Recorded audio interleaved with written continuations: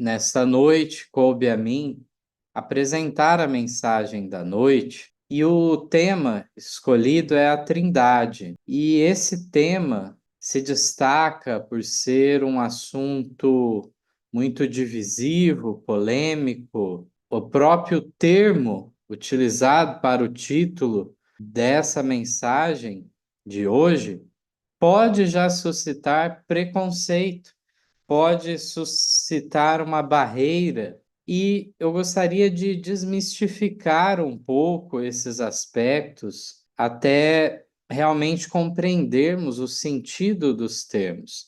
É natural reconhecermos que realmente o termo Trindade tem toda uma carga histórica, teológica muito grande, muito forte, e, portanto, em vez de esclarecer hoje em dia, causa bastante confusão entre as pessoas. Por isso que alguns defendem mais se usar o termo divindade, por exemplo.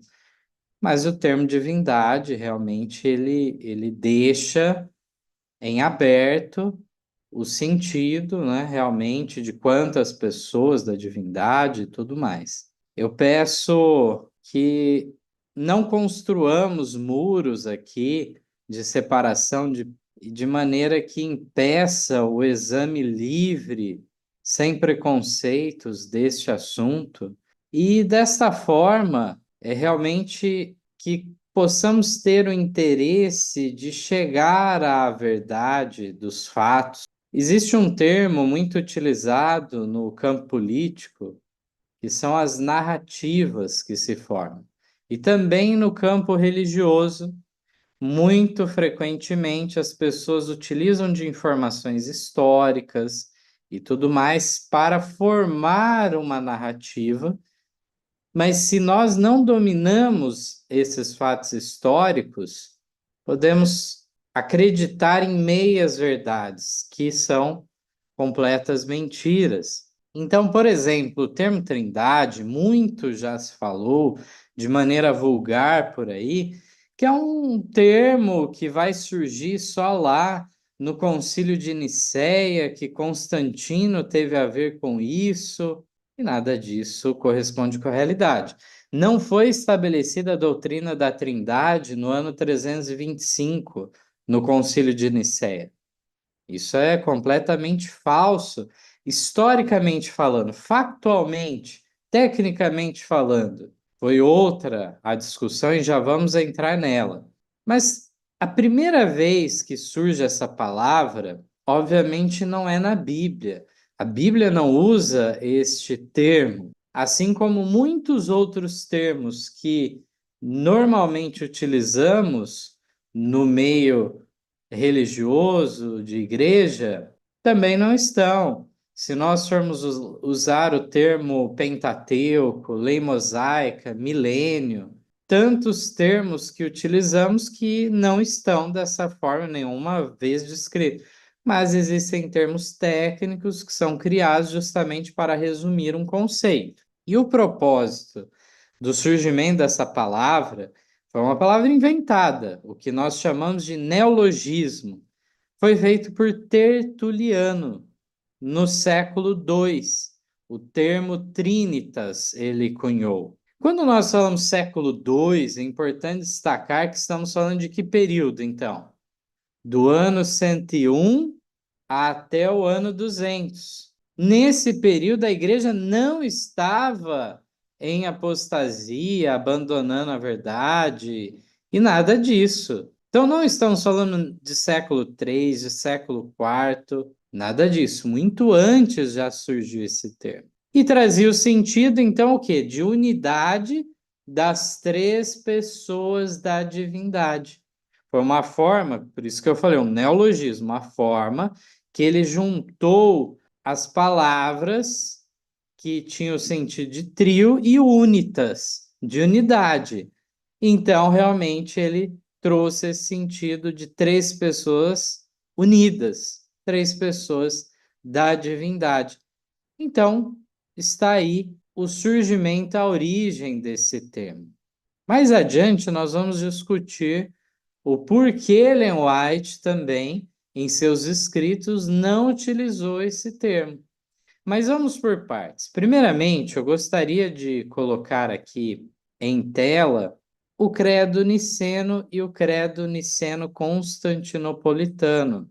Vejamos bem que eles são muito semelhantes e o segundo credo, ele simplesmente procurou dar continuidade ao sentido que está no Credo Niceno formulado em 325, nós temos aqui em 381 uma reformulação pequena, acrescentando algumas coisas, mas segue a mesma sequência e tudo mais. Quando nós lemos nesses credos, tantos são demonizados por antitrinitarianos, como sendo o surgimento da Trindade, esses credos, eles acabam por expor a própria ideia desses que dizem combater a Trindade.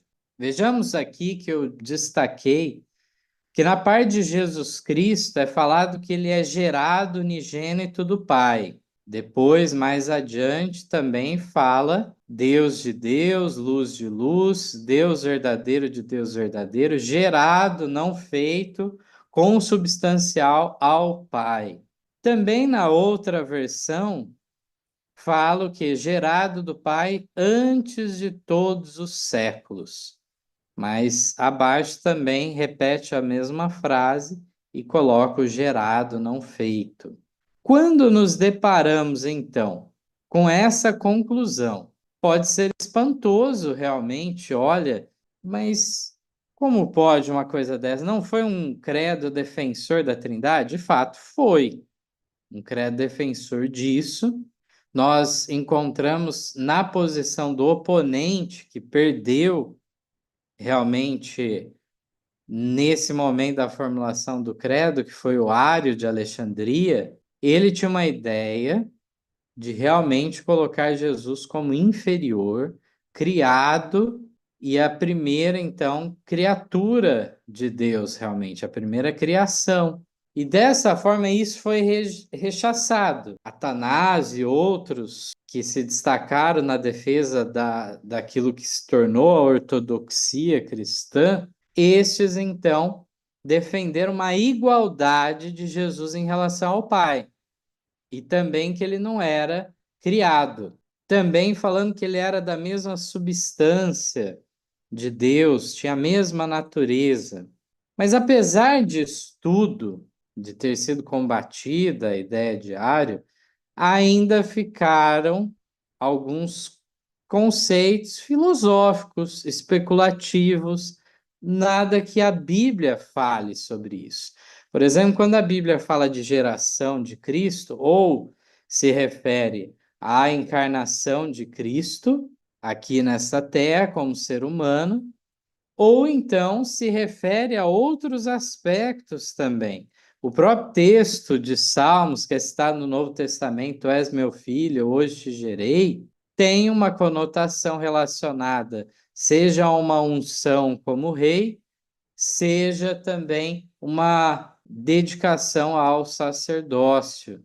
Então tem uma relação desse que deveria ser rei e sacerdote segundo a ordem de Melquisedeque. Então não tem relação com a natureza divina de Deus. Portanto, essa especulação colocada aqui de falar que ele é gerado do Pai, se procura colocar a eternidade do Filho também ao falar que é gerado antes de todos os séculos, mas colocando um ponto de partida, uma distinção. Então, tudo isso não cabe a nós, não está na revelação bíblica e rechaçamos.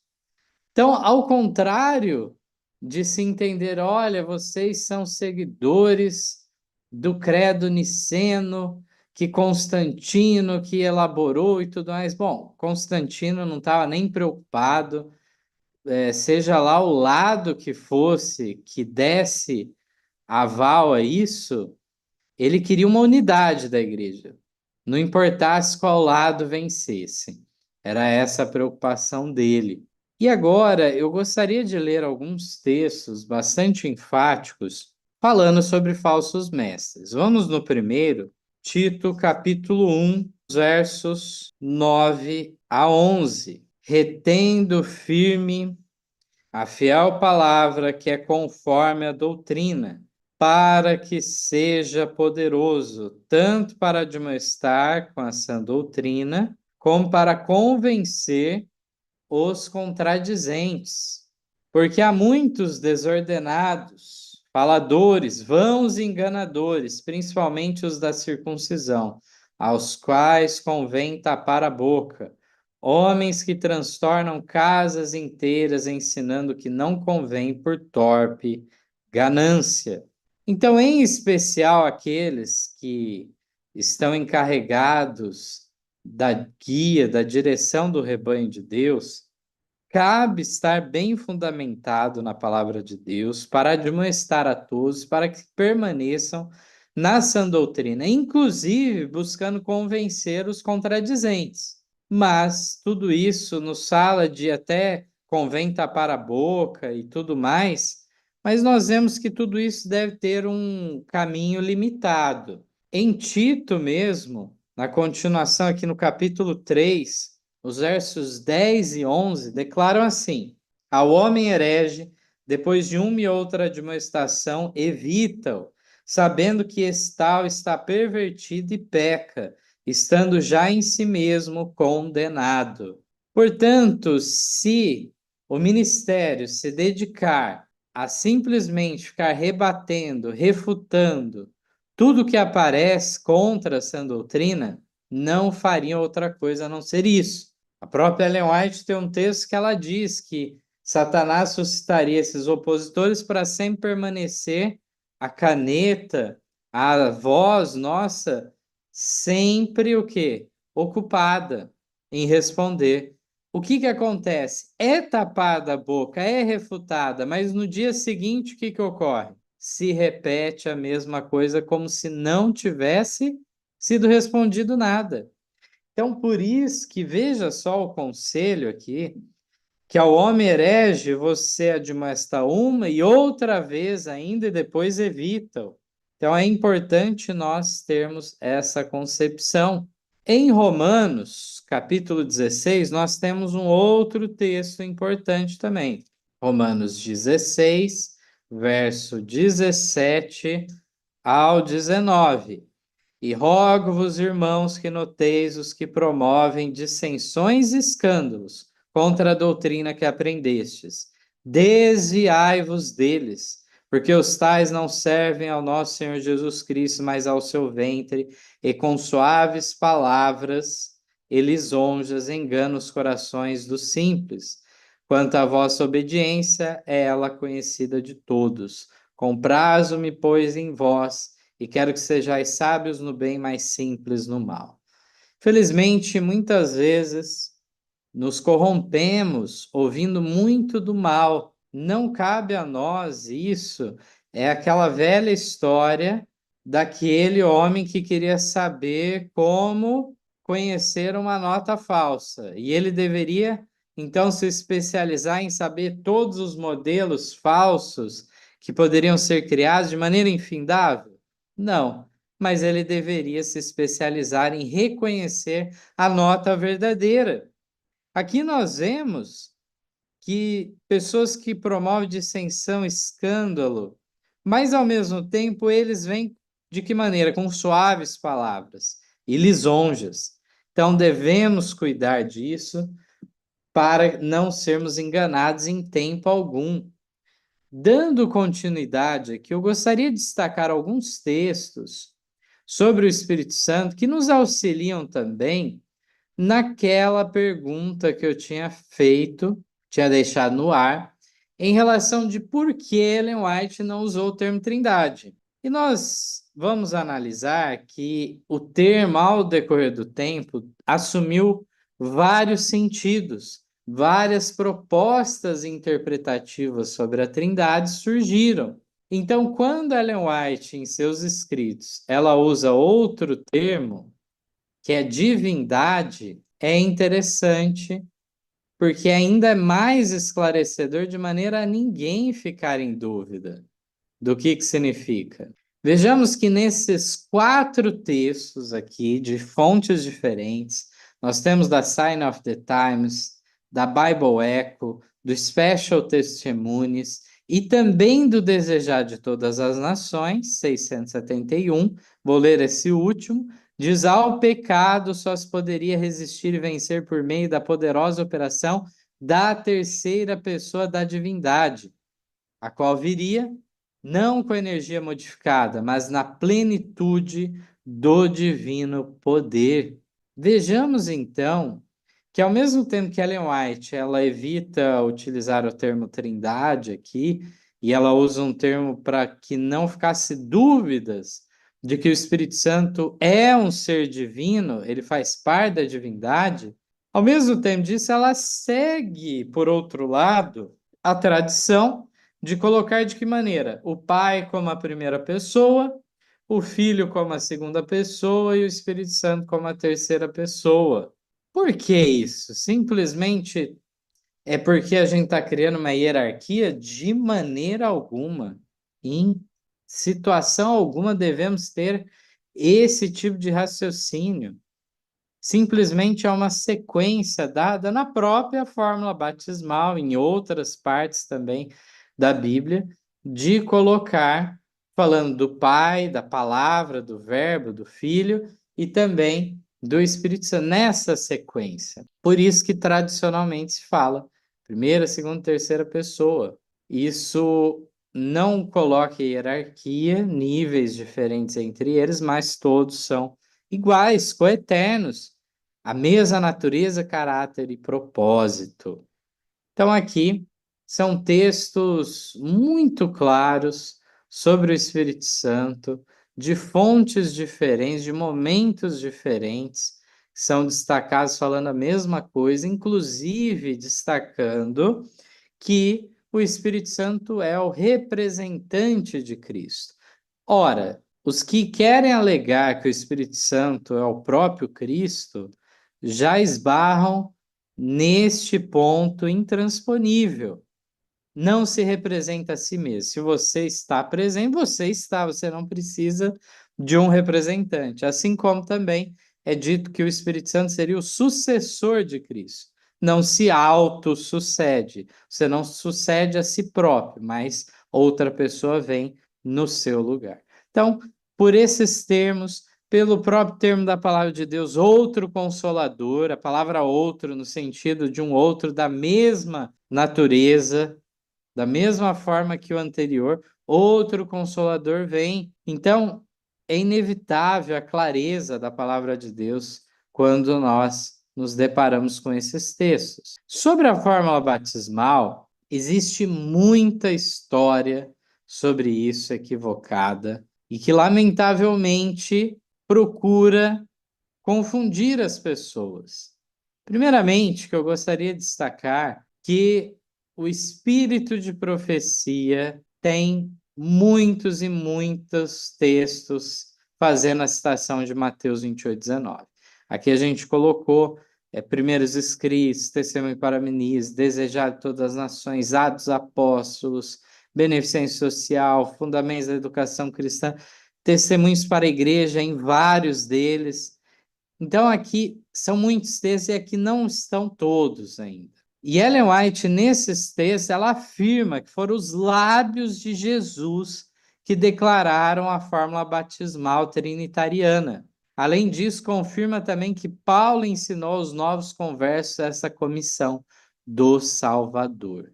Isso é muito interessante porque Paulo, quando encontra aqueles que tinham sido batizados por João Batista, ele encontra eles em Éfeso, eram discípulos de João Batista, e ele agora os informa mais detalhadamente do caminho da salvação, tudo o que tinha acontecido com Cristo, sua morte, ressurreição e ascensão ao céu, bem como o derramamento do Espírito Santo no Pentecostes. Tudo isso eles não eram cientes.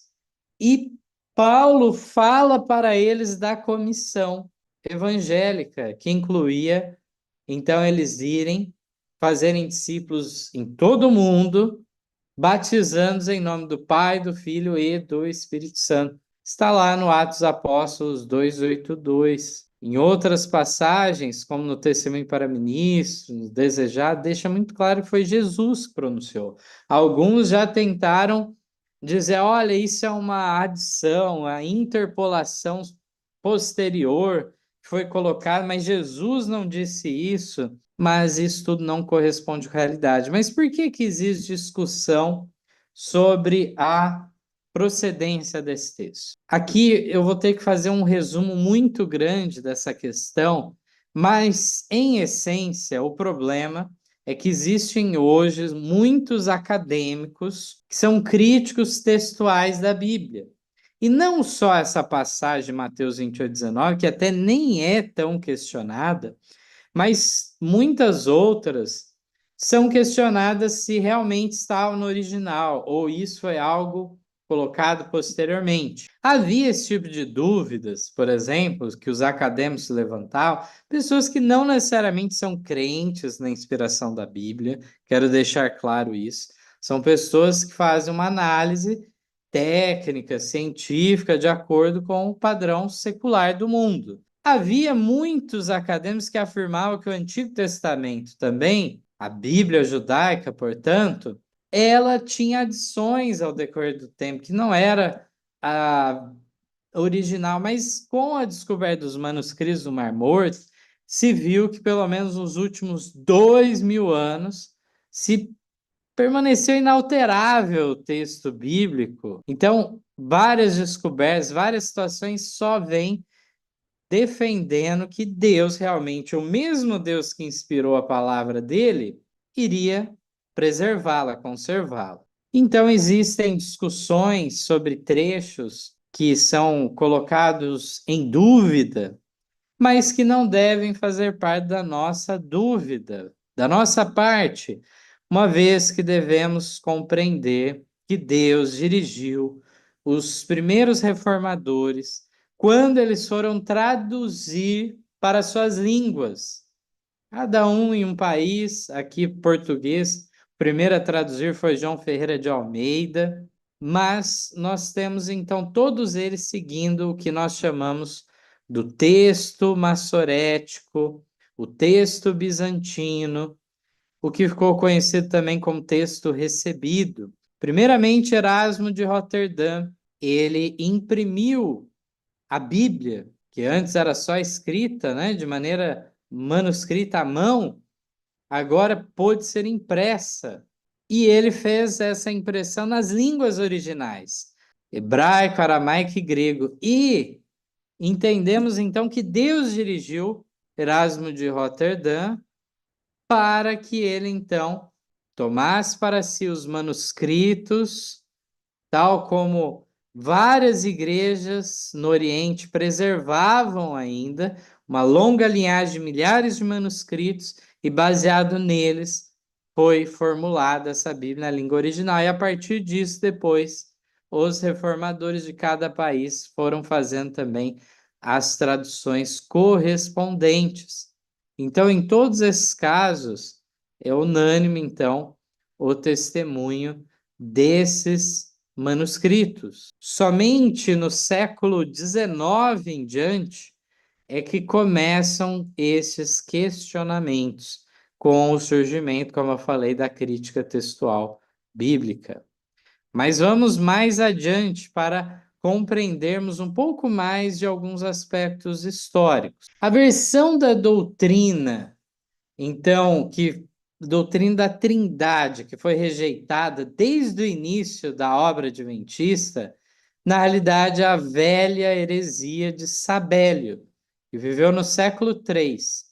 É conhecido como sabelianismo ou modalismo também, é outro termo. E qual que é essa ideia? Essa ideia é que, na verdade, não existem três pessoas da divindade, mas apenas uma pessoa se manifestando de três formas ou maneiras diferentes.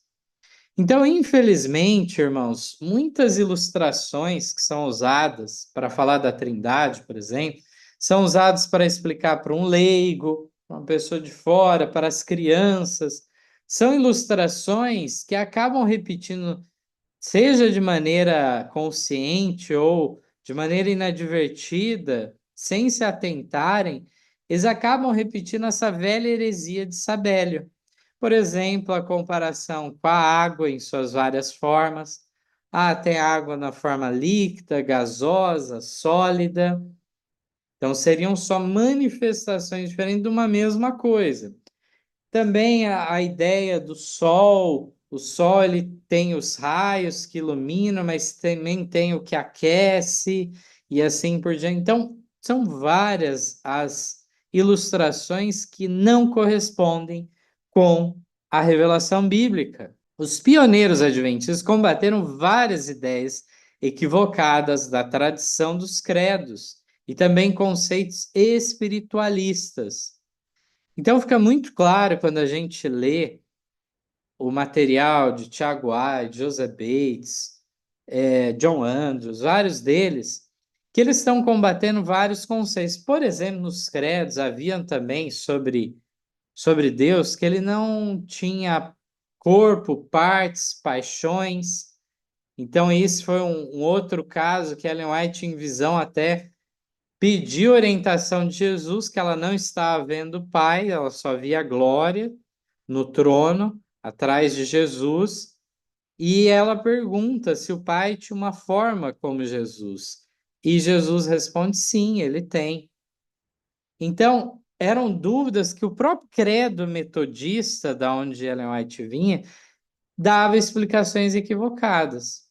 É aquela questão de um conceito errado sobre o que é espírito, né? Curioso que existem alguns que acham que o fato do Espírito Santo ser chamado de espírito já seria uma razão para rechaçar dele ser uma pessoa. Pessoas, essas que dizem isso, que são de fé adventista, que têm um conceito correto sobre corpo, alma e espírito, caem neste engano. Uma vez que, na realidade, se fosse por esse lado, o que Jesus diz para a mulher samaritana em João 4? Deus é espírito. Ora, se fosse assim, então a pessoa vai descrer do próprio Deus Pai, dizer que ele não existe, que não é uma pessoa, então? Não. Então nós vemos que o sentido é outro. Nós vemos que sim, há um ser consciente, um ser vivo, é isso que está colocado. O Dr. John Harvey Kellogg ressurgiu com essa questão também, quando ele adotou uma teoria espiritualista oriental semelhante ao panteísmo dos hindus. Em um texto em especial, o Mensageiro do Senhor faz esse contraste entre a verdadeira e a falsa definição da Trindade. Está lá no Evangelho 614. Muitas pessoas leem esse material e querem dizer o seguinte: olha, aqui está vendo como Ellen White está combatendo a Trindade? Ela está combatendo uma falsa definição que pegar coisas na natureza, como eu falei, da água nas suas várias formas, dentre outras ilustrações que o Kellogg trouxe, mas na sequência ela dá a verdadeira definição. E ela faz questão de dizer o quê? O Pai é toda a plenitude da divindade, o Filho é toda a plenitude da divindade, o Espírito Santo é toda a plenitude da divindade. Para cada pessoa da divindade, Ellen White deixou claro a plenitude. Aparentemente, no século XIX, tinha sido reavivado o conceito, então, de Sabelli, que foi combatido pelos pioneiros, porque era um absurdo achar que os três seres divinos, na realidade, eram apenas uma pessoa. Vejamos que quando, por exemplo, Tiago White combate a doutrina da Trindade, ele faz justamente dessa perspectiva de abolir a personalidade das pessoas da divindade.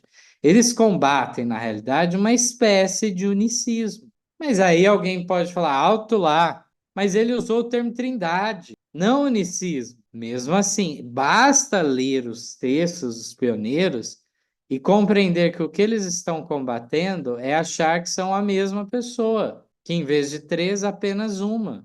Sabélio dizia que acreditava na trindade, mas dessa forma deturpada. que obviamente está corrompendo, sim, deturpando o termo que tinha sido criado por Tertuliano lá no século II. Eu gostaria agora, nessa parte final, de ler alguns textos de Ellen White que resumem muita coisa, nos esclarecem realmente, tanto sobre a divindade de Cristo, como, de modo geral, das três pessoas. Já vimos mais ao início do tema textos sobre o Espírito Santo, especificamente. Vimos todo esse contexto histórico que é importante termos em mente. E agora vamos arrematar com esses textos maravilhosos. Desejar de todas as nações, 4:8-3. Por mais que um pastor ame as suas ovelhas, ama ainda mais a seus próprios filhos e filhas. Jesus não é somente nosso pastor, ele é nosso eterno Pai.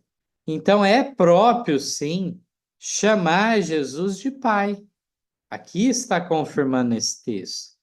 Na Bíblia, ele é identificado como o Pai da eternidade. Então, aqui foi falado eterno Pai. Então, realmente, nós podemos ter a certeza da eternidade de Jesus. O que significa isso? Significa dizermos de que ele não tem princípio nem fim. Ele é o Alfa e o Ômega.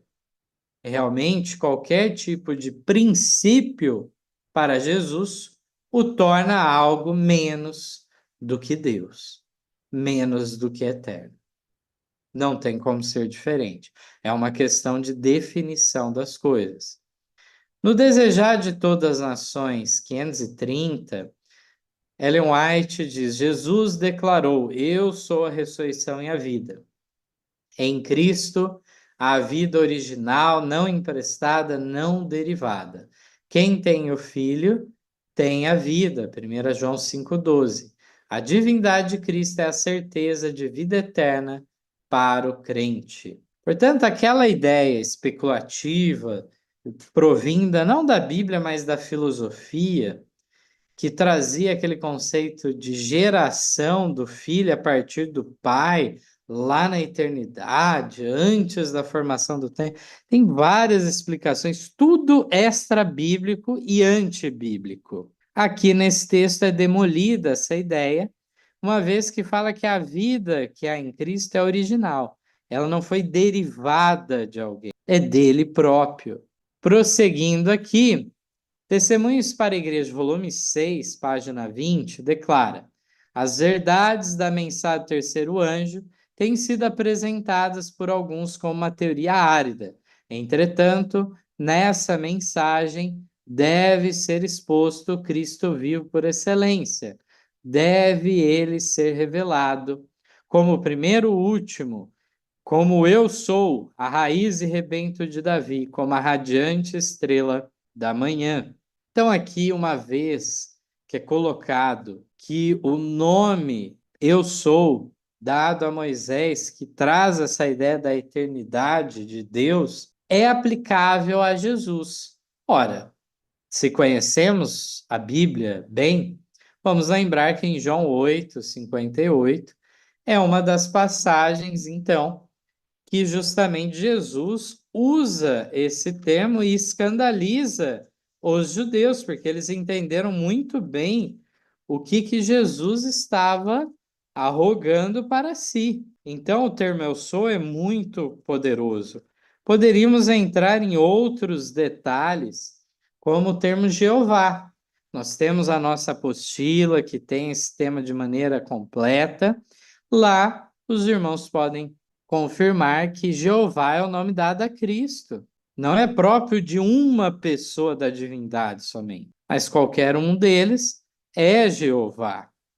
E, de fato, aquele Deus que se revela no Antigo Testamento, aos patriarcas, ao antigo Israel, era o próprio Cristo. Ele sempre foi o mediador entre Deus e seu povo. E, portanto, Jeová que aparece lá é o próprio Cristo. A revelação bíblica nos diz isso, o Espírito de profecia nos confirma, inclusive Ellen White chega ao ponto de usar, por exemplo, no maior discurso de Cristo, em outros lugares, o termo Jeová Emanuel, para falar de Jesus. O próximo texto aqui também, ele é muito significativo. Grande Conflito 524 nos retoma aquele ponto em que falamos no início dos textos bíblicos sobre os falsos mestres. Se os homens rejeitam o testemunho das Escrituras inspiradas concernente à divindade de Cristo, é em vão arguir com eles sobre este ponto, pois nenhum argumento, por mais conclusivo, poderia convencê-los. Pessoa alguma que alimente este erro pode ter exato conceito do caráter ou missão de Cristo, nem do grande plano de Deus para a redenção do homem. Então, realmente, a pessoa fica numa espécie de lavagem cerebral, de um transe que não permite que a pessoa abra a mente para perceber as demais evidências, fica formatadamente apenas para enxergar um tipo de evidência. E o argumento pode ser mais conclusivo, não convence. Mas eles estão combatendo o quê? A divindade de Cristo. Não é pouca coisa. Mas a pessoa que tem esse conceito equivocado, ele não conseguiu entender ainda o caráter, a missão de Cristo. Não entendeu o plano da redenção. Um anjo não poderia ter vindo a esse mundo para resgate. A vida que há neles é derivada, provém de Deus. Não poderia ser uma questão de Deus terceirizar o problema para outro resolver, mas o próprio Deus veio em solução. O Criador do ser humano veio em resgate. O legislador, o Criador da lei eterna, veio em resgate, pagou a culpa que cabia a nós para que tivéssemos uma segunda chance. Então, é necessário entendermos que sem a plena divindade de Cristo não há redenção. Mensagens escolhidas agora, 344, um texto muito importante também, que nos esclarece a distinção de uma pessoa da outra.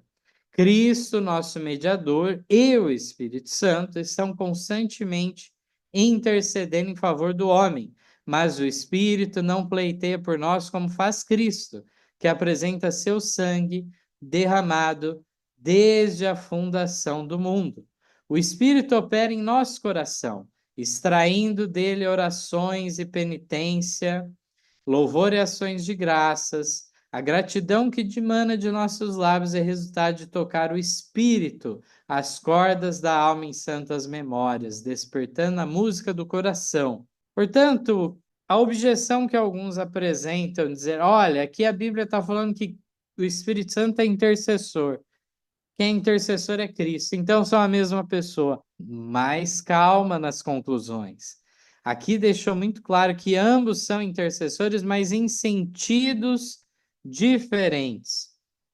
Enquanto que Cristo está no santuário celestial, apresenta os seus méritos, seu sangue, seu sacrifício expiatório em nosso lugar diante do Pai, o Espírito Santo faz um trabalho de intercessão em nossa mente, em nosso coração, pleiteia por nós, e dessa maneira ele também extrai o melhor de nós.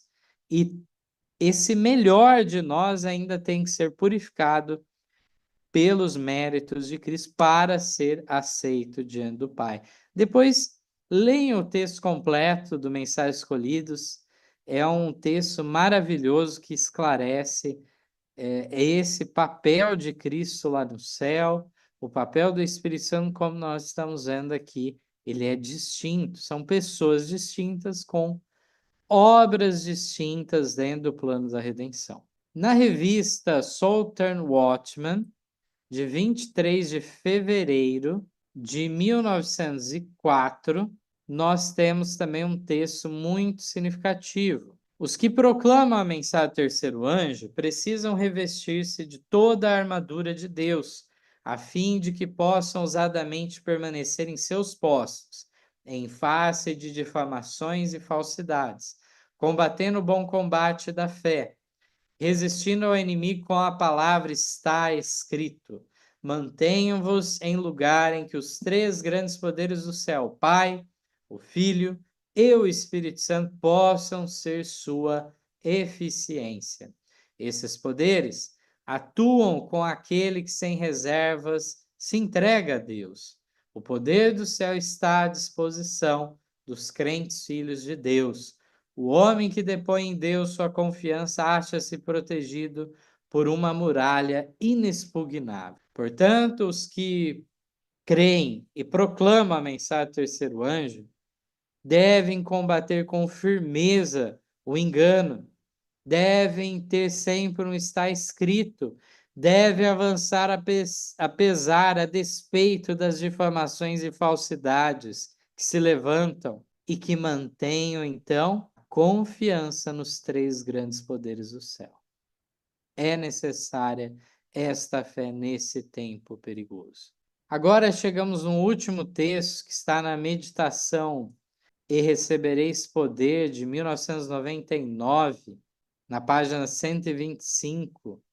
O primeiro parágrafo diz assim: nestes últimos dias surgirão falsos mestres que se tornarão ativamente zelosos.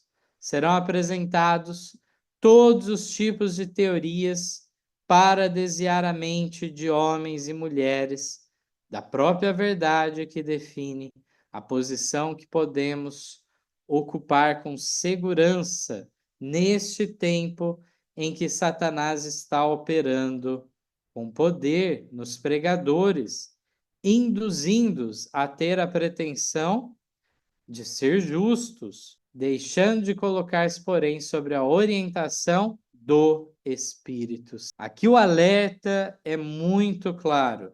Nesse tempo, muitos falsos mestres surgiriam. É necessário entendermos que Satanás, ele redobraria os seus esforços para confundir as pessoas, para desviar a mente da verdade presente. Na sequência, diz assim: falsas teorias serão mescladas com todos os aspectos da experiência e defendidos com ardor satânico para cativar a mente de toda a alma que não está arraigada e firmada no pleno conhecimento dos sagrados princípios da palavra de Deus. Entre nós mesmos surgirão falsos mestres, dando atenção a espíritos enganadores cujas doutrinas são de origem satânica. Esses mestres arrastarão discípulos atrás deles, insinuando-se sorrateiramente, usarão de palavras lisonjeiras e farão hábeis deturpações com enganosa habilidade. A única esperança de nossas igrejas é manterem-se bem despertas. Os que estão bem firmados na verdade da palavra, os que provam tudo por um assim diz o Senhor, estão seguros. O Espírito Santo guiará os que prezam a sabedoria de Deus acima dos enganosos sofismas de instrumentos satânicos. Então é necessário compreendermos que pessoas, aparentemente com uma sinceridade, com zelo, com ardor em defesa de uma teoria, pode ser algo motivado e influenciado pelo próprio inimigo das nossas almas. Esses, então, de maneira lisonjeira, deturbando com muita habilidade, só não serão enganados aqueles que estão bem despertos, que estudaram a palavra de Deus, que estão sendo guiados pelo Espírito Santo.